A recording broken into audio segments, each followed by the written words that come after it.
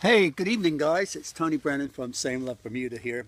Um, I picked up the Royal Gazette on Saturday. Actually, my good friend Mark Penningle said, "Oh, pick up the Royal Gazette, Tony, because there's a really, really good article in there um, about Ziggy Marley, and it was on page 24 of the Royal Gazette, and it's a really cool article.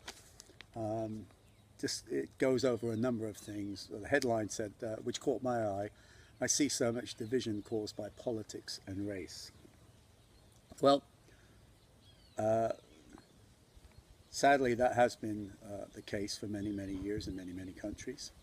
Uh, I'm talking to you with regards to something else that I thought was pretty significant that Ziggy Marley said in talking about his new record. And it says here, even some of the sunnier songs on the album contain messages that go beyond island fun. Lead single Weekends Long includes a coded reference to acceptance of homosexuality, significant because of Jamaica's anti-gay laws. It goes on to say, or rather I should say, Ziggy Marley goes on to say, your religion cannot dictate who you love or how you love. I'm sure God will understand, man. If you love somebody, who the text say you shouldn't love? This is Ziggy Marley. I mean, that's what this is all about. Marriage equality is saying that you should be able to love and marry. Obviously, you're going to love them, but you should be able to marry the one you're with, no matter what sex you are. I mean, it's pure discrimination if you try to deny that. And my good friend Mark Penningle said to me the other day in an interview that I did with him, when people get married, Tony, it's not the church that divorces you if things go wrong. It's the courts. Church don't divorce you. And we're simply saying, look, Bermuda, I think it's time to do the right thing.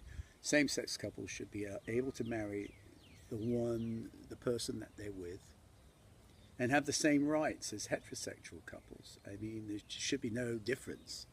And if a church doesn't want to marry a same-sex couple because somebody believes that there's something in some text of Bible or whatever Quran or whatever religion you belong to says that they think it means that you shouldn't be marrying somebody of the same sex. Well, that's fine. You don't have to marry them, but by the same token, don't deny them the right to marry freely in society outside of a church. I think churches are missing out on diversity here by not embracing same-sex marriage. All churches, but be that as it may, I think most right-thinking people will do the right thing on June 23rd and tick yes, yes. And we all know it's a non-binding referendum. We know it's basically, a testing of the waters by the politicians to see where the wind blows on this.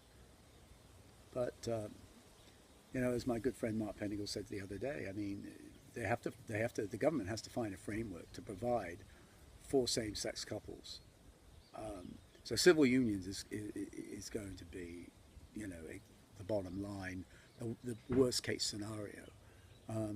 The bottom line should really be that people should be entitled to get married, just like anybody, a man and a woman get married. So on June 23rd, let's all go out there and vote yes, yes, so that we send the message to the politicians. Look, we're there.